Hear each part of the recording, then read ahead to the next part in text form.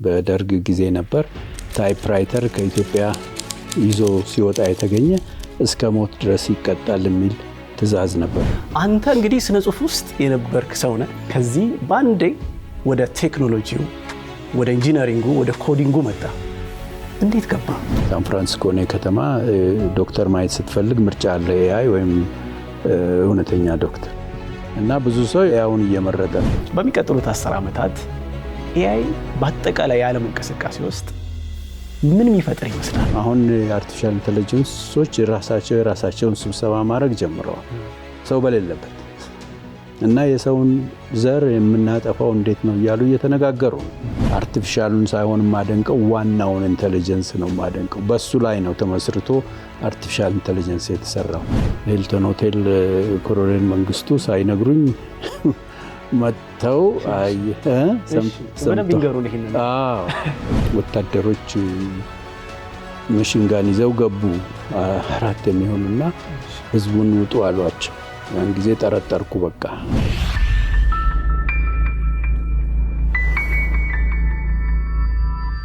የተወደዳችሁ እንዴት ናችሁ? ናቲማናዬ ነኝ። እንግዳችን ኢንጂነር ፍስሐ አጥላው ይባላሉ። የኢትዮጵያን ፊደል ከኮምፒውተር ጋር በማገናኘት የድርሰት ማቀነባበሪያ በማዘጋጀት ይታወቃሉ። አውሮፓውያን አቆጣጠር በ1980ዎቹ አጋማሽ ላይ የግዕዝ ፊደላት በኮምፒውተር ገበታ ወይም ኪቦርድ ላይ እንዲቀመጡና በኮምፒውተር መጻፍ እንዲቻል የመጀመሪያውን የሶፍትዌር መሰረት ጥለዋል። የኢትዮጵያ ፊደላት በዓለም አቀፍ ደረጃ በዩኒኮድ መዝገብ ውስጥ እንዲካተቱ ከፍተኛ ጥረትና ትግልም አድርገዋል። ይህ ባይሆን ኖሮ ዛሬ በስልካችን በኮምፒውተራችን አማርኛን የመጠቀም ዕድላችን ጠባብ ይሆን ነበር። ኢንጂነር ፍስሐ የቴክኖሎጂ ሰው ብቻ አይደሉም። ገና በልጅነታቸው ያውም በ12 ዓመታቸው መጽሐፍ ጽፈው አሳትመዋል። ተውኔትም ጽፈው ለመድረክ አብቅተዋል። ሙዚቃ ወዳሉ፣ ሙዚቃም ይጫወታሉ።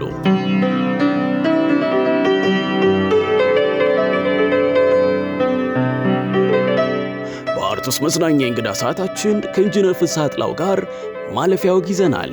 ተመልካቾች አብራችሁን ብትሆኑ ደስ ይለናል። ኢንጂነር ፍስሐ አጥላው እንኳን ደህና መጡ። እንኳን ደህና ቆያችሁኝ። ስለተገናኘን በጣም ደስ ብሎኛል። በጣም ክብርም ተሰምቶኛል። እንግዲህ በኢትዮጵያ ይሄ የመጀመሪያዎቹ ከምንላቸው ሰዎች ተርታ ያሉ ሰው ነዎት። ለተመልካቾቻችንም ቀደም ብዬ ማስተዋወቅ የምፈልገው ነገር ኢንጂነር ፍስሐ አጥላው አንተ እያልከኝ ጥራኝ። ረጅም ዓመት አሜሪካ ውስጥ ስለኖርኩኝ እርሶ የሚባለውን ነገር ትንሽ ይከብደኛልና አንተ እያልክ እንድትቀጥል ፈቅጄልሃለሁ ስላሉኝ አንተ እያልኩ ነው የምቀጥለው። እርሶነትና አንተነት ብዙ ጊዜ ይምታታል አይደል? እኛ ሀገር ይቀላቀላል አይደል? ለምንድን ነው እርሶ መባልን ይቅርብኝ የሚሉት? ልዩ አክብሮት ስለሚመስል ነው። ልዩ አክብሮት አያስፈልገኝም። እኔ ተራ ሰው ነኝ። ሬጉላር ተራ ሰው ስለሆንኩ አንቱም፣ ጋሼም፣ ዶክተር፣ ፕሮፌሰር የሚለው ሁሉ ብዙም አልወደውም እና እንደዚሁ ስንጨዋወት አንተ እያልክ ብትጠራኝ ደስ ይለኛል። መልካም፣ የግል ምርጫ ነው። መልካም። ወደ ጨዋታችን እንምጣና እንግዲህ እስከ መጨረሻው በጣም የታገለ ከላይ ከእግዚአብሔር ዘንድ ዋጋን ተቀበለ። ከዓመታት በፊት አንተው ራስህ ጽፈው ለመድረክ ያበቃው ተውኔት ነውና በልጅነት አእምሮ የተሰራ እንደሆነ ያስታውቃል። ትንሽ ከሩሱ ጀምሮ ለየት ያለ ነውና ይሄንን ጥያቄ የጨዋታችን መክፈቻ ብናደርግ እንደው ምን ይመስላል ኢንጂነር? በጣም ጥሩ ነው። እስከ መጨረሻው በጣም የታገለ ከላይ ከእግዚአብሔር ዘንድ ዋጋ ተቀበለ የሚል አርዕስ በአሁኑ ጊዜ አንድ ቲያትር ወይም አንድ ሲኒማ ሲሰራ ያን ያህል ረጅም ታይትል አያስፈልገውም። ግን በህፃንነት የጻፍኩት ቲያትር ነው።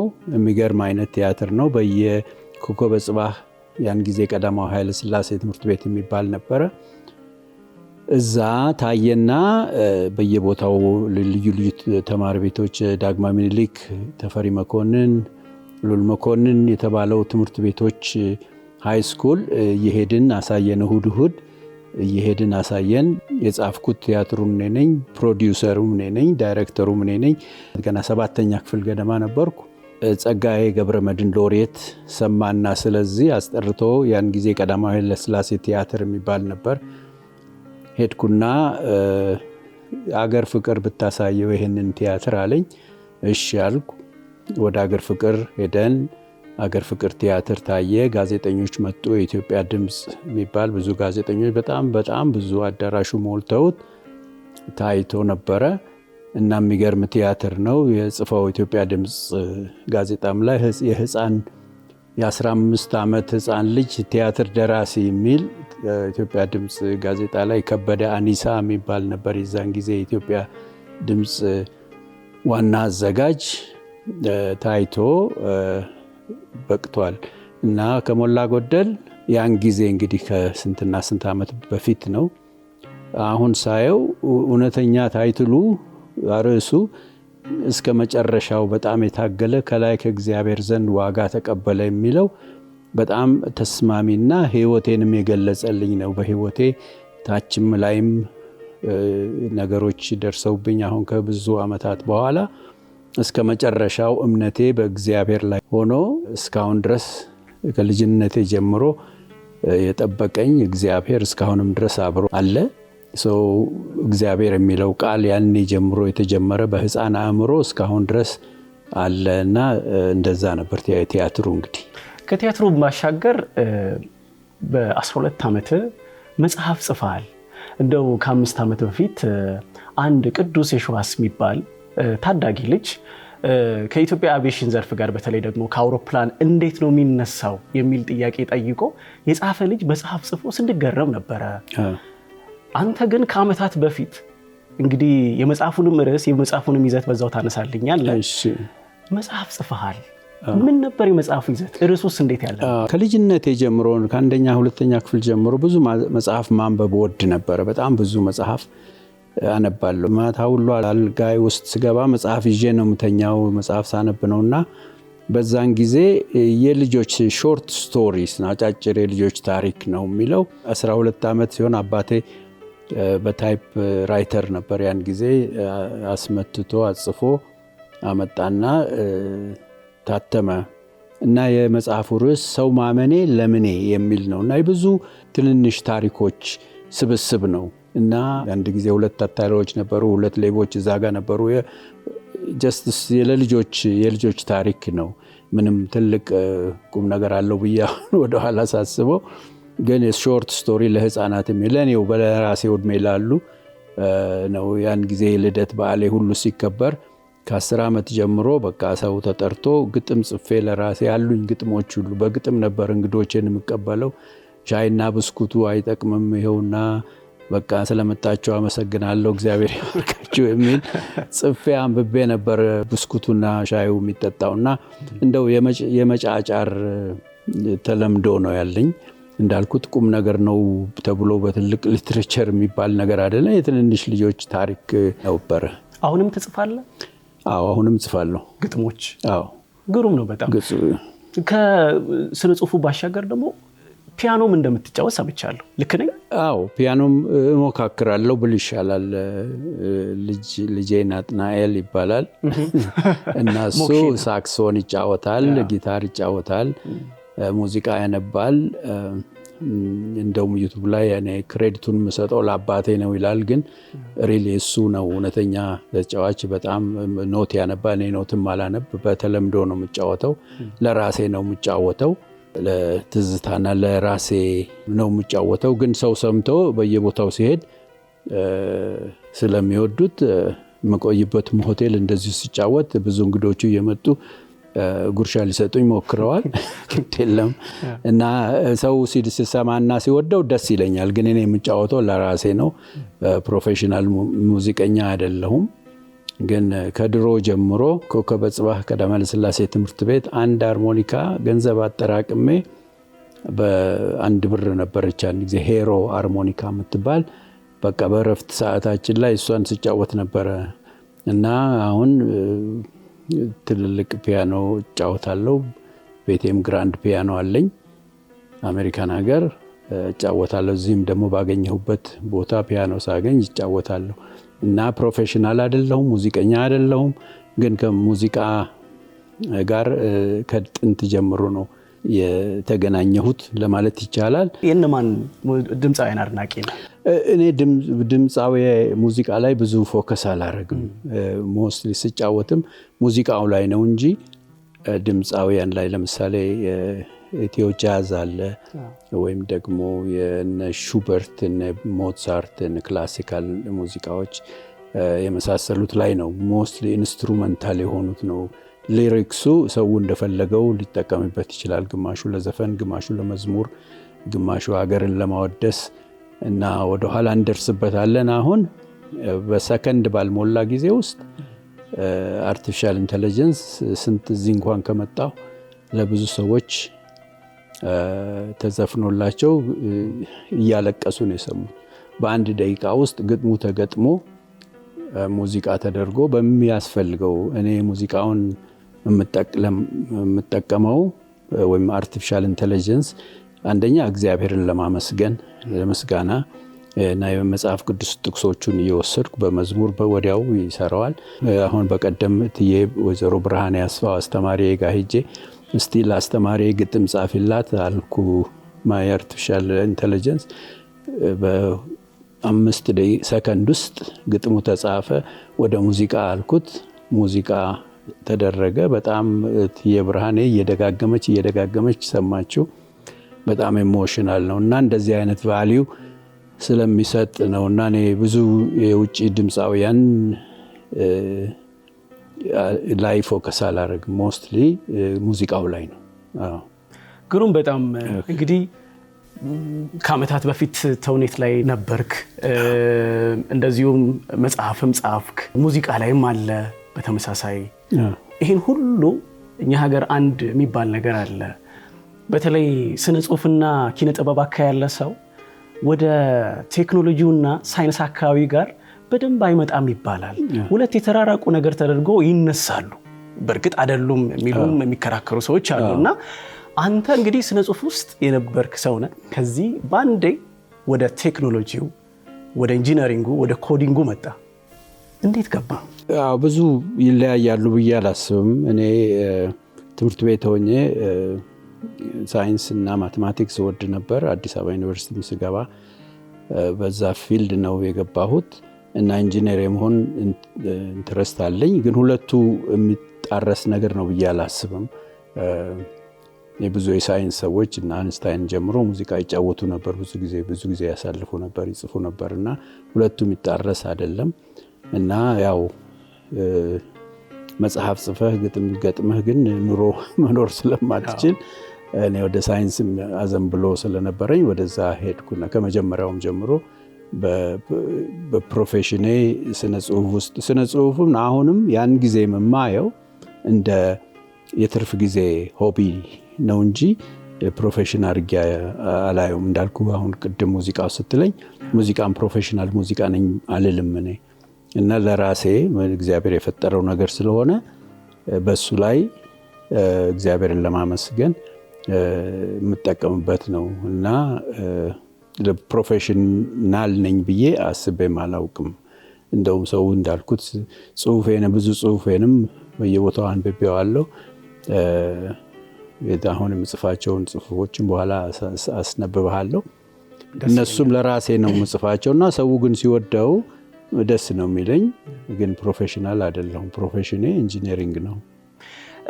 እንግዲህ ዛሬ በሚሊዮን የሚቆጠሩ ኢትዮጵያውያን በስማርት ስልኮቻቸው በኮምፒውተሮቻቸው የሚጠቀሟቸውን ፊደላት እንግዲህ በኮምፒውተር ውስጥ ለማስፈር ቀደም ብሎ ከመጡ ባለሙያዎቻችን መካከል አንደኛው አንተ ነህ።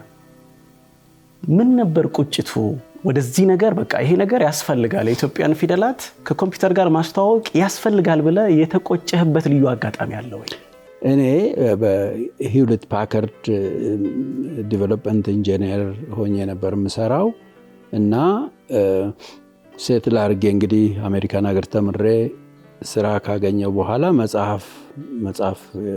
ጽሁፍ መቀጠል ፈለኩና በእጄ ነበር ምጽፈው እና ታይፕራይተር ያስፈልገኛል ብዬ ከአሜሪካን ሀገር ከኢትዮጵያ ታይፕራይተር እንዲመጣልኝ ጠየቅኩና በዛን ጊዜ በደርግ ጊዜ ነበር ታይፕራይተር ከኢትዮጵያ ይዞ ሲወጣ የተገኘ እስከ ሞት ድረስ ይቀጣል የሚል ትዕዛዝ ነበር። ምክንያቱም በዛ ጊዜ ፌስቡክ እና ኢንተርኔት እና ኢሜይል ሁሉ ስላልነበረ የተቃዋሚ ግሩፖች የሚጠቀሙት በጽሁፍ ነበር፣ ዴሞክራሲያ የተመሳሰሉት የሚጻፉት።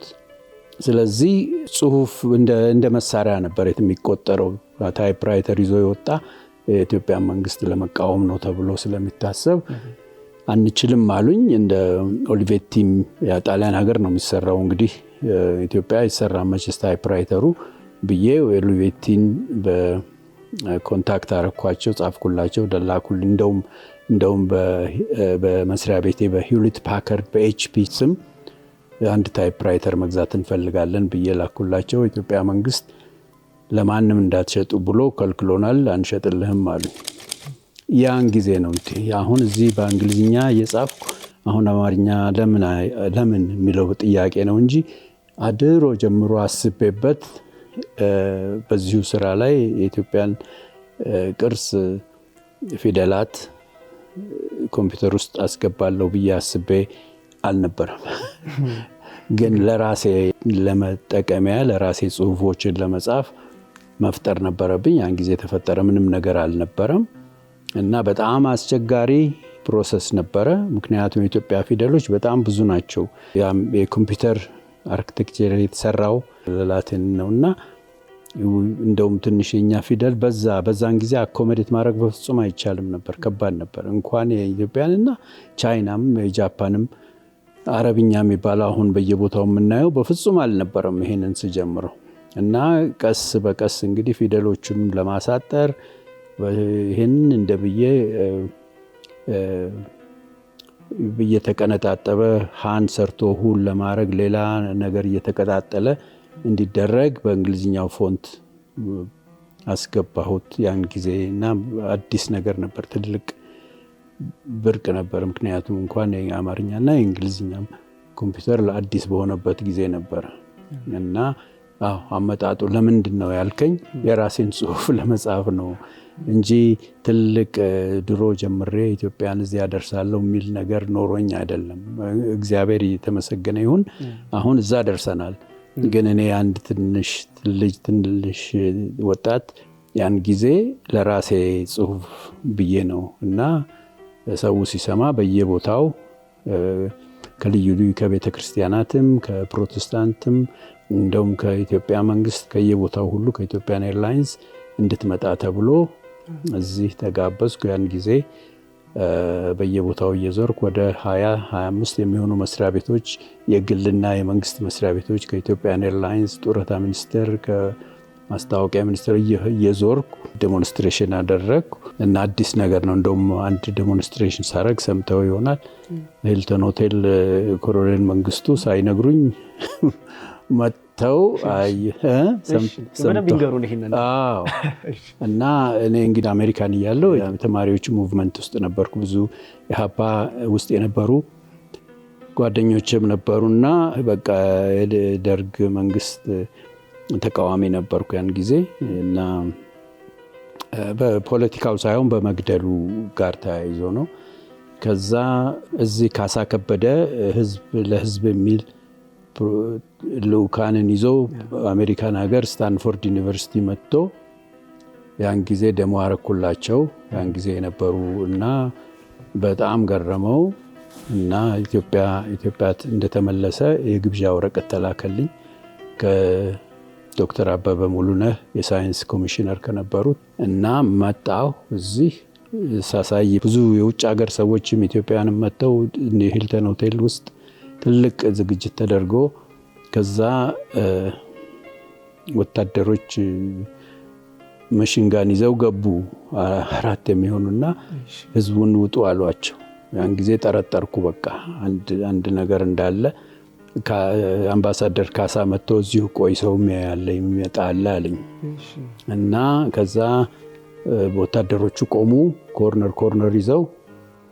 እኔ ብቻዬን እዛ ኮምፒውተሬ ላይ ጠብቅ ተባልኩ ምን እንደምጽፍ ዝም ብዬና ከዛ በኋላ እንግዲህ ስለምፈራ የነበረ እኔ እንደውም ኢትዮጵያ ውስጥና ስባል ሁሉ ልሂድ እያልኩ ከአምባሳደር ካሳ ሌላ ሌሎችም 2-3 ሚኒስትሮች ምንም አትሆንም ና ስላሉኝ ነው የመጣሁት። አሁን ግን ይሄ ነገር አስፈራኝ። እዛ ወታደሮች ጠመንጃ ይዘው ከዛ በኋላ ቆይ ይመጣል ከእንግዶች ጋር ናቸው አለኝ አምባሳደሩ። ከዛ በዝም ብዬ ኮምፒውተሩ ላይ የጻፍኩ ሁሉም ነገር ወደ ጦር ግንባር የሚል በቀይ ትልልቅ ኮምፒውተሩ ላይ ጽፌ ያን ጊዜ ትልቅ ሞኒተሩ ትልቅ ነበር። ልክ ወደ መግቢያው አዙሬው ኮሎኔል መንግስቱ ሲመጣ ከሩቅ አየሁ እና እየሳቀ አንድ 14 ሰው አስከትሎ ነበረ። እንደዚህ ብሎ መጣ። ሲገባ እነሱ እየሳቀ ስለመጣ እኔም ትንሽ እፎይ አልኩ እና አንዳንድ ጥያቄዎች በጣም የሚገርም እኔ ኮምፒውተር ራሱ አይቼም አላውቅም። እንኳን የአማርኛ የእንግሊዝኛ ምንድን ነው እያለ ብዙ ጥያቄዎች ጠየቀኝ። እኔም ማስረዳው አሁን እዚህ ይሄን ኪቦርድ ላይ እንደዚህ ስትመታው በገመዱ ሄዶ ነው ፊደሉ እዛ የሚጻፈው ሁሉም እያለ ይጠይቀኝ ነበር። ሶፍትዌር ነው ፕሪንተሩ ምን አይነት ነው ማን ነው የሚሰራው ይሄን ፕሪንተር ያዙልኝ ማርኩን ሲል ፕሪንተሩ እኮ ሃርድዌር ነው ሶፍትዌሩ ነው አልኩት። እኮ ማለት አለኝ እና ማስረዳት ነበረኝብኝ። አሁን ለምሳሌ የእርሶ ድምፅ በካሴት ተቀርጾ እና ልዩ ልዩ ነገር ውስጥ ገብቶ አንደኛው ቲዲኬ ወይም ሶኒ ወይም ፊሊፕስ ውስጥ ገብቶ እንደሚሰራ ሁሉ ካሴቱ ሶፍትዌር ቢሆን ማጫወቻዎቹ ሃርድዌር ቢሆኑ ብዬ አስረዳው። ኦኬ አለ ገብቶኛል። እና እሱ ነበር የኢትዮጵያ ኤክስፒሪየንስ። እንግዲህ ገርማን በጣም እንግዲህ ይሄ ከዓመታት በፊት የሆነ ጉዳይ ነው። ያኔ የኢትዮጵያን ፊደላት ከኮምፒውተር ጋር ባናስተዋወቅ አሁን ላይ በተለይ በኮምፒውተር ዘርፍ ውስጥ ወይም ደግሞ በኢንተርኔቱ ዓለም ውስጥ የኢትዮጵያ ቋንቋዎች ወይም ፊደላት እጣ ፈንታቸው ምን ሊሆን ይችል ነበር? በዛን ጊዜ እንግዲህ ይሄንን ዴቨሎፕ ካደረኩ በኋላ ባይ ዘ ዌይ ሌሎች ሰዎች በዛው አካባቢ ብዙ የውጭ ሀገር ሰዎችም ስዊድንም አሜሪካንም ውስጥ እንደዚሁ ብዙ እየተሞከረ ነበር። ምክንያቱም ቫልዩብል እና የኔ መጀመሪያ ለሰው እጅ የገባው ለጥቅም የዋለው ሆነ እንጂ ብዙ በዛም ጊዜ የሚያደርጉ እንደውም ብዙ ማነሳቸው ሰዎች አሉ ብዙ እና ሰው እጅ ገብቶ ለመጠቀም መቻል እና ሪሰርች ደረጃ የተለያየ ነገር ነው። እና በዛን ጊዜ ይሄንን ቮይስ ኦፍ አሜሪካ የሚባል የኢትዮጵያ የአማርኛ ፕሮግራም ነበራቸው እና ይሄንን ኮንትራክት መልታይ ሊንጓል የልዩ ልዩ ቋንቋዎች በጣም ብዙ ቋንቋዎች ነበር የሚሰሩትና እነዚህን ኮምፒውተራይዝ ለማድረግ እንፈልጋለን ተብሎ ዜሮክስ ለተባለ ኩባንያ ኮንትራክት ተሰጠው። መልታይ ሊንጓል የኮምፒውተር እንዲሰራ በአረብኛ፣ በቻይንኛ፣ በራሽያንኛ የመሳሰሉትን ሁሉ የሚችል ሶፍትዌር እንዲሰራ ሲሉ ዶክተር ጆ ቤከር የሚባል የዚሮክስ ሳይንቲስት ነው። እሱ ፈልጎ አገኘኝና አማርኛ ትሰራለህ ማለት ነው ሰምቻለሁ አለ። አዎ ከሱ ጋር ሆነን ኢትዮፒክ የሚባለው ተመዘገበ። ኢትዮፒክ እና ዩኒኮድ የተባለው አሁን የኮምፒውተሮች የፊደላት መሰረት ነው። ሁሉም ነገር በሱ ላይ ነው የተመሰረተው እና የኢትዮጵያም ፊደላት ያን ጊዜ አማርኛ ነው የሚባል ነበር። አማርኛ አይደለም ስሙ፣ የፊደሉ ስም ኢትዮፒክ ነው። ጠቅላላ ግዕዝም ይባላል። አንዳንድ ጊዜ ተወራራሽ ነው፣ ግን ግዕዝ ራሱ ላንጉጅ ነው ልክ አማርኛ እንደሆነ እንጂ ፊደሉ ራሱ ኢትዮፒክ ነው የሚባለው። አንዳንዶቹ ኢትዮፒክ የሚባለውን ይሄ ፍስሐ የሚባለው ሰው ነው የፈጠረው የሚሉ አሉ። አይደለም 16 ሴንቸሪ ጀምሮ ኢትዮፒክ እየተባለ ፊደሉ ተመዝግቧል፣ ታሪክ ላይ ይገኛል። እና ኢትዮፒክ የሚባለው አሁን ማንኛውም ኮምፒውተር ዳውንሎድ ሳይደረግ ፊደሉ ኦልሬዲ ውስጡ አለ ዩኒኮድ በሚባለው ምክንያት። እና እነኚህም ደግሞ አማርኛ ብቻ ለምሳሌ ታይፕራይተሩ አስቸጋሪ ስለነበረ የድሮ የአማርኛ ብቻ ፊደል ነበር። even though by the way የመጀመሪያውን የአማርኛ ታይፕራይተር የሰሩት አያና ብሩ የሚባሉ ኢንጂነር አያና ብሩ የሚባሉ የወለጋ ተወላጅ ናቸው መጀመሪያውን። እና በጣም የማደንቃቸው የኔ ጀግና ከምላቸው ሰዎች ነው። ያን ጊዜ ምንም በሌለበት የኢትዮጵያን የአማርኛን ታይፕራይተር ይባል ነበር ያን ጊዜ። ያም ሆኖ ስፔሲፊካሊ የአማርኛ ፊደላት ብቻ ነበሩ ታይፕራይተሩ ላይ የነበሩት። ለምሳሌ መቀለ ሲባል ትግርኛ ወይም ደግሞ አፋን ኦሮሞ ለሱም አዳፕት ለማድረግ ሁሉ አይቻልም ነበርና ግን በዛን ጊዜ ታይፕራይተር ተብሎ ሜካኒካል ነገር ነው። ጫን ስትለው ያቺ ፊደሏ ሄዳ ስትመታ ይታያል። አይ ዶንት ኖ እንግዲህ ብዙዎቻችሁ አታውቁትም ይሆናል። በጣም ሜካኒካል ነበርና ለዚህ ነው ኮሎኔል መንግስቱ ፊደሉ እንዴት ነው ከዚህ ስጫ ነው እዛ የሚሄደው ያለኝ ለዚህ ይመስለኛል። እና በዛን ጊዜ ፊደሉ ገባ፣ ቦታ ተያዘለት በኢንተርናሽናል ደረጃ ዩኒኮድ እና ኢትዮፒክ በሚባል ስም። አሁን ፊደሉ ወደ 400 የአማርኛ ብቻ አይደለም እንዳልኩ ከጋሞ ጎፋ የጋሞ ልዩ ልዩ በአማርኛ የማናቃቸው ፊደላት ሁሉ ገብተዋል ኢትዮፒክ ተብለው። ኢትዮፒክ ዩኒኮድ ቢባል ቻርቱን ማውጣት ይቻላል። እና ያኔ ነው መሰረቱ የተሰራው። አሁን ስልክም እንዳልከው በብልጥ ስልኮች ስማርት ነው ብልጥ ነው ብላቸው እና ገብቶ ለመሰራት የቻለው ያን ጊዜ ነው መሰረቱ የተጣለው። አንድ ኢንፍራስትራክቸሩ ወይም ደግሞ አውራ ጎዳናው ከተሰራ ከዛ በኋላ ማንም ብስክሌት እንዳበት፣ አውቶቡስ እንዳበት፣ መኪና እንዳበት እንደሚሆነው ሁሉ ዋናው መንገዱ መጀመሪያ ላይ የዛሬ 40 ዓመት የተሰራው ነው። እና በዛን ጊዜ ኢትዮፒክ የሚለው ሊግባ ተብሎ ዋና ዋና ቋንቋዎች ምንድናቸው ሲባል the top 10 ኢትዮጵያ ፊደል አልነበረበትም። እና ምክንያቱም አንደኛ ኢትዮጵያ ሕዝብ ብዛቱን ማያውቁትም ነበር። አሁን 140 ሚሊዮን ሰው ትልቅ ነው። በዓለም 10ኛ 12ኛ ነው በህዝብ ብዛት ኢትዮጵያ፣ የሚናቅም አይደለም። በዛ ጊዜ ግን ብዙም አያውቁም ነበረ አሜሪካን ሀገር ያሉት። እና ብዙ ትግል ነበረ። ኢትዮጵያ እንደዚህ ነው። ለምሳሌ ኢትዮጵያ አንዳንድ ቦታ ሄጄ ኢትዮጵያ በመጀመሪያው ሴንቸሪ ኢትዮጵያ የማንበብ ልማድ ነበራቸው እላቸዋለሁ። እንዴት ይላሉ? ይሄ አፈ ታሪክ አይደለም። መጽሐፍ ቅዱስ ላይ የሐዋርያት ሥራ ላይ የኢትዮጵያው ጃንደረባ ኢየሩሳሌም ሲመላለስ ቁጭ ብሎ ያነብ ነበር ይላል። እና የራሳቸው መጽሐፍ ቅዱስ ላይ ነው ኢትዮጵያ የሚለው። ያ ቦታ አሁን ሲያዩት ኢትዮጵያዊ ጃንደረባ የማንበብ ነበርና ከጥንት ጀምሮ የኢትዮጵያ የማንበብ ልማድ ያላት ነችና እንደዚህ ተብሎ ማስተምረን። መጽሐፈ ሄኖክ የሚባለው ራሱ ኢትዮጵያ ውስጥ በኢትዮፒክ ነው የሚሉት። በኢትዮፒክ ጠፍቶ ለመጀመሪያ ጊዜ ኢትዮጵያ ነው የተገኘው በትግራይ ውስጥ መጽሐፈ ሄኖክ። እና አሁን በጣም ብዙ ሰው የሚያነጋግር ኤአይ ሳይቀር ስለ መጽሐፈ ሄኖክ ዲስከስ ይደረጋል። ግን የመጀመሪያው ኮፒ የተገኘው በኢትዮጵያ ፊደል በግዕዝ ተጽፎ ነበር መጽሐፈ ሄኖክ። ስለዚህ ሁሉ የመጽሐፈ ሄኖክን ያውቃሉ፣ ምክንያቱም ትልቅ ነው። እና መጽሐፈ ሄኖክ ኢትዮጵያ ውስጥ እንደተገኘ መጀመሪያው በየትኛው ፊደል እንደሆነ ታውቃላችሁ እላቸዋለሁ። አያውቁም። ይህን እያልን ብቻ ከጊዜ በኋላ የኢትዮጵያን ፊደል እውነትም መግባት እንዳለበት ተወስኖ እኔም የዩኒኮድ የፋውንዲንግ ሜምበር ነኝ፣ መስራች ነኝ። እስካሁን ድረስም አለ ዌብሳይታቸው ላይ። እና ያን ጊዜ እኔ ብቻ ነበርኩ ከአፍሪካ። እና ያን ጊዜ ከሂውሌት ፓከርድ መስሪያ ቤት እና በዳሽን ኢንጂነሪንግ የሚለው የራሴ የፈጠርኩት የመስሪያ ቤት ነበር። እና ያን ጊዜ ነው ፊደሉ የገባው። አሁን ዩኒኮድ ውስጥ ስለገባ ብልጥም ሆኑ ስልኮች ሌሎችም ሊጠቀሙበት ይችላሉ። እንደፈለግን መጠቀም እንችላለን። ለዚህ ነው አሁን አርቲፊሻል ኢንተለጀንስም ልዩ ልዩ አፕሊኬሽኖች ሁሉ የኢትዮጵያን ፊደል መጠቀም ችግር የለባቸውም። እንደውም ከምናስበው አልፎ ሄዷል።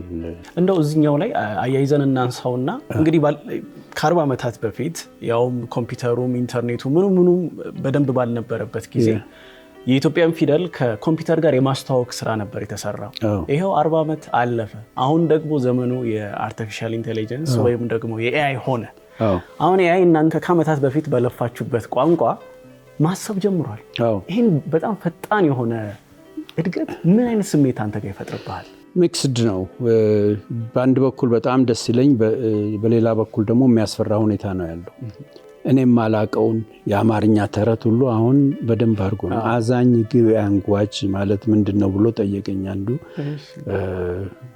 ምን እንደሆነ ረሳሁት ምንድነው እና ኮምፒውተር ጋር ሄጄ ስልኬ ላይ እስቲ አዛኝ ቅቤ አንጓች ምንድነው ስላት በሁለት ገጽ ተጻፈልኝ በደንብ አርጓና ለሱስ ያው በሰከንዶች በሰከንድ ውስጥ በሰከንድ ላይክ 10 ሰከንድ በማይሞላ ጊዜ ውስጥ የተለያዩ ቅኔዎች የድሮ ሰምና ወርቅ ምንላቸው ዘመን ወጣት ብዙም ማናስተውላቸው አሁን AI ሁሉንም ቅኔ ሁሉ በደንብ ተተረጉማለች ሰሙ ይሄ ነው ወርቁ ይሄ ነው ይያለ ይተረው አንቺ ነው ምላት ነው AIን እንግዲህ በሁለቱም ጾታ አንቺ ላታለው እንግዲህ እርሶ አለላትም እና እንደዛ ነው እና ያለንበት በጣም የሚያስገርም ነውና የሚያስፈራው ምክንያቱም ከሰው አእምሮ በላይ ነው እንዴት በዚህ ጊዜ እናቴ አሁን የ90 ዓመት እናቴ ያለች አሁን እሷም በቃ ስልኳ ላይ ነው ሁለት ስልክ ነው ይዛም ወዲያ የምትለው ለምንድነው ሁለት ስልክ የሚያስፈልግ ስላት አንዱ ሲጠፋብኝ ሌላው ደውልና አገኝበታለሁ አለች እና ኮምፒውተር እና እንደምታት ነው የሚመስለኝ ፍሳሃ ይሄ ነገር ሁሉ እንደምታት ነው የሚመስለኝ ሁሉ ነገር እዛው አጠገቧ ምንድነው እና አንቺ ብቻ አይደለሽም ለብዙዎቻችን እንደምታት ነው በኮምፒውተር ሳይንስ PhD ያላቸው ሁሉ ነገሩ ግራ የሚያጋባ ሁኔታ ነው እና አንዳንዶቹ እንደውም godfather of AI የሚባሉት የአባቶች የአርቲፊሻል ኢንተለጀንስ አባቶች ይሄ ነገር ያስፈራናል ይያሉ ከስራ ሁሉ የተሰናበቱ አሉ ምክንያቱም የሚያስፈራ ደረጃ ነውና እኔ የምለው ተጠንቀቁ ስትጠቀሙ ይሄንን በተቻለ መጠን ተጠንቀቁ ሰው ሰራሽ ነገር ነው ግን አርቲፊሻል ነው እዚህ ጥያቄ ላይ ብዙ ጊዜ አንተ የምትለው ነገር አለ ቴክኖሎጂ የባህላችን ባሪያ እንጂ ጌታ መሆን የለበትም የሚል መርህ አለ በጣም ደጋግመህ ታነሳለህና ለአይ ዘመን ትውልድ እንዴት ታብራራዋለህ ይሄንን መርህን ማሽኑ እንዲመራን ሳይሆን እኛ ማሽኑን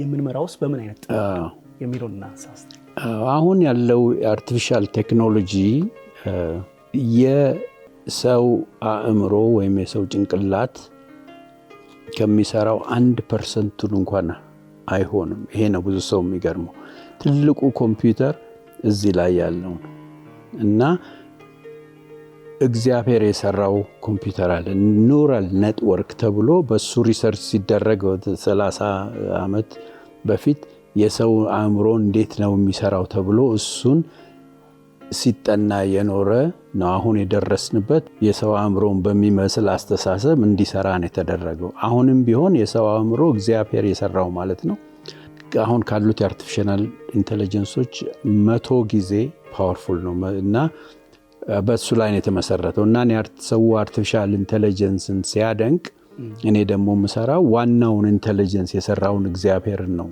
አንድ ጊዜ ኢንተርቪው ሲደረግ ይሄ ነገር ከእግዚአብሔር አጣላህም ወይ ሲሉኝ ነው ከእግዚአብሔር ማጣላት ሳይሆን ወደ እግዚአብሔር ነው የሚያቀርበኝ እንደውም እግዚአብሔርን እንዳደንቀው ነው እና ወይ ጉድ የእግዚአብሔር ስራ አርቲፊሻሉን ሳይሆን ማደንቀው ዋናውን ኢንተለጀንስ ነው ማደንቀው በሱ ላይ ነው ተመስርቶ አርቲፊሻል ኢንተለጀንስ የተሰራው ስለዚህ ይሄንን መረዳት ያስፈልጋል አርቲፊሻል ነው ይሄ ሰው ሲያስብ ብዙ አይነት አስተሳሰቦች አሉ የውሸት የሚያስቡ ሰዎች አሉ የሚያጭበረብሩ አሉ ሌላውን ለመጉዳት የሚያስብ አእምሮ አለ ይሄን ሁሉ አርቲፊሻል ኢንተለጀንስ ያደርጋል ስለዚህ በተቻለ መጠን ተጠንቀቁ ነው የምለው ዋናው የአርቲፊሻል ኢንተለጀንስ ችግር ብየምለው ብዙ ሰዎች የሰውን ስራ ያሳጣል አይመስልህም ነው እሱም እንዳለ ሆኖ ከዛ በላይ ግን በዓለማችን ውስጥ ነው የሚያስፈራኝ እውነትና ውሸት የተደበላለቀበት ጊዜ የሆነ ነው አንድን ሰው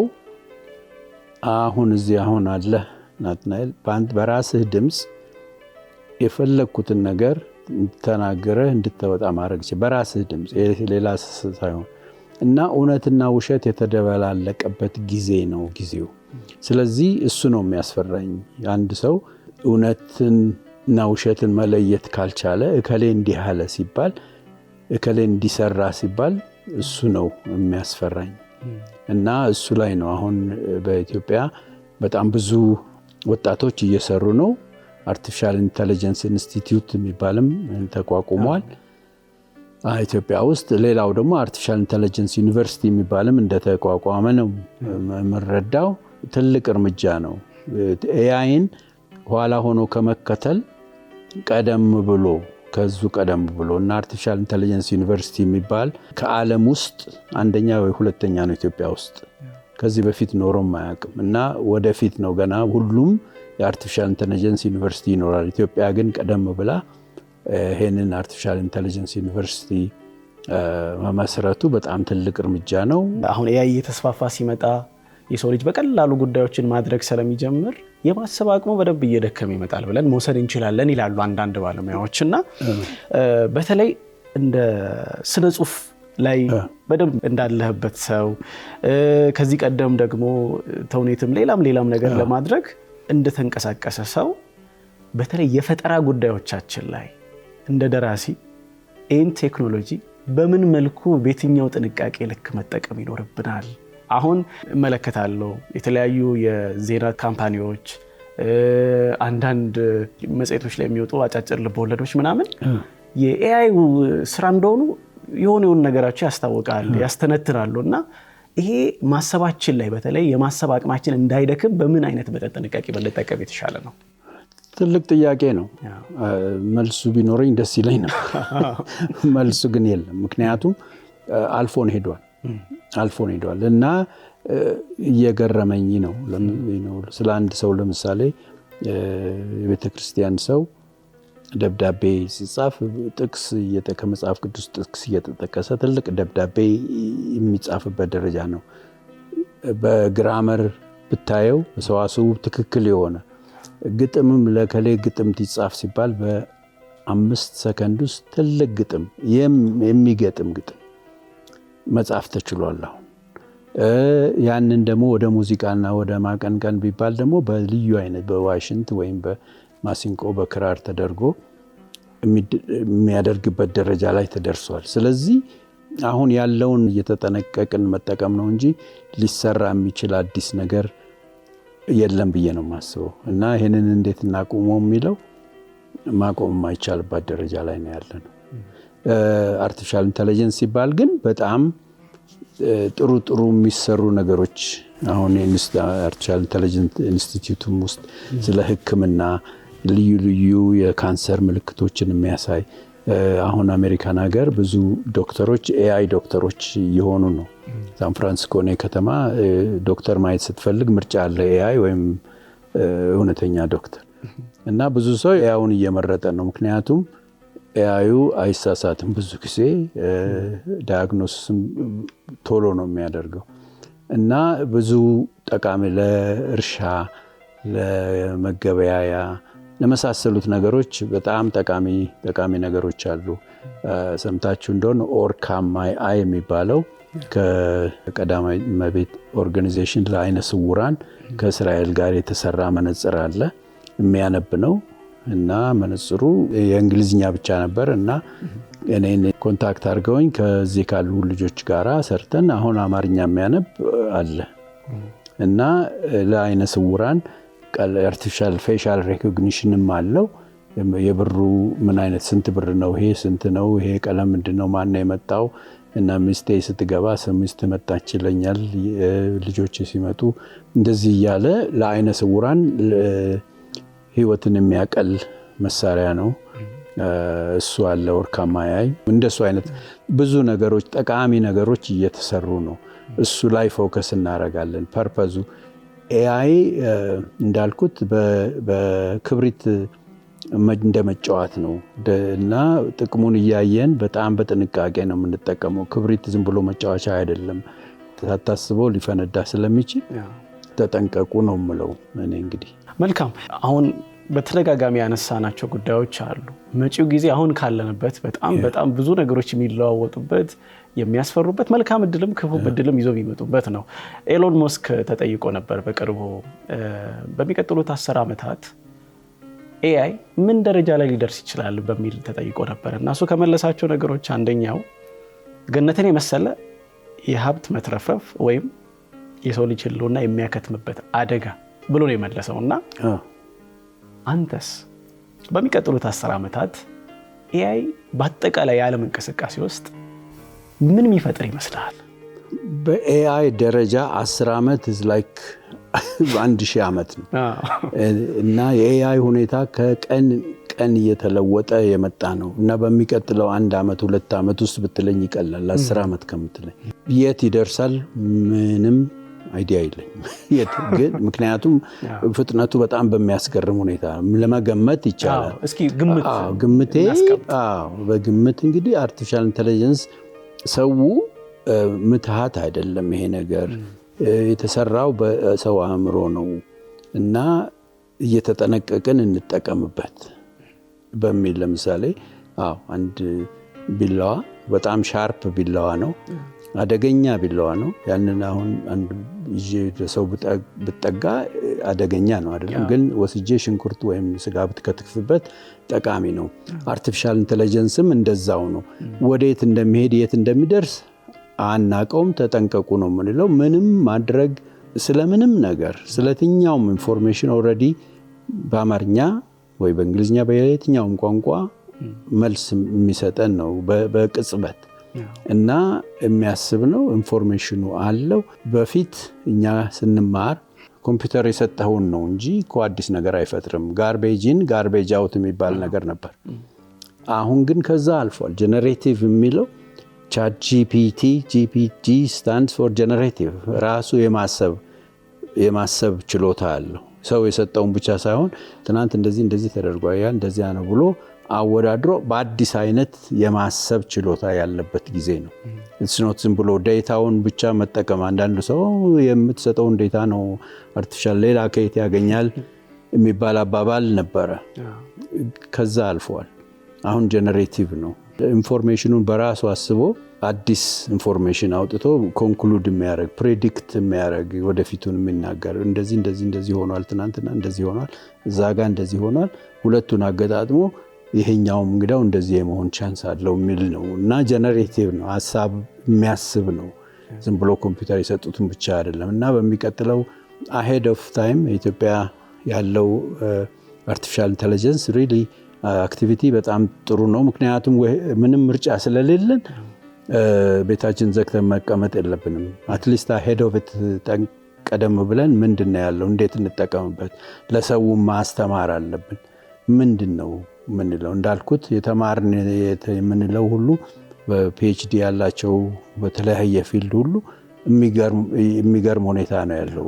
አመጣጡን እኔ ራሴ በጣም የሚገርመኝ ነው እና ስለዚህ ምን እንደሆነ በሚቀጥለው ጊዜ አናውቅም። አሁን አርቲፊሻል ኢንተለጀንሶች ራሳቸውን ስብሰባ ማድረግ ጀምረዋል ሰው በሌለበት እና የሰውን ዘር የምናጠፋው እንዴት ነው እያሉ እየተነጋገሩ ነው እና ማን ነው ይሄንን ያለው ብትልም አይታወቅም እና ስለዚህ መጠንቀቅ አለብን።